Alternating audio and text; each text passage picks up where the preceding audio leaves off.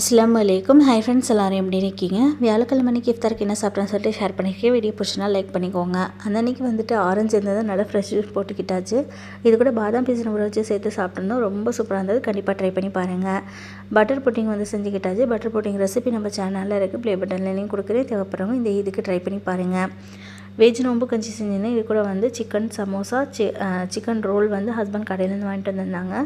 அப்புறம் வந்து பார்த்திங்கன்னா ஃப்ரெண்டு வீட்டிலேருந்து இஃப்தார் கிட்டு கொடுத்து விட்டுருந்தாங்க. அதில் என்ன இருந்துச்சுன்னு பார்க்கலாம். மட்டன் ஹரீஸ் இருந்தது. அதுக்கப்புறம் இந்த பாக்ஸ் வந்துட்டு கேரளா ரெஸ்டாரண்ட்லேருந்து வாங்கியிருப்பாங்கன்னு நினைக்கிறேன். ரொம்ப நல்லா இருந்தது. இது கூட அச்சார், வாட்டர் பாட்டில், அப்புறம் சமோசா வடை இருந்தது, கட்டர் ஃப்ரூட் இருந்தது. அதுக்கப்புறம் சிக்கன் சால்னா, அந்த ஃபாயில் கவரில் பார்த்திங்கன்னா பத்திரி இருந்தது.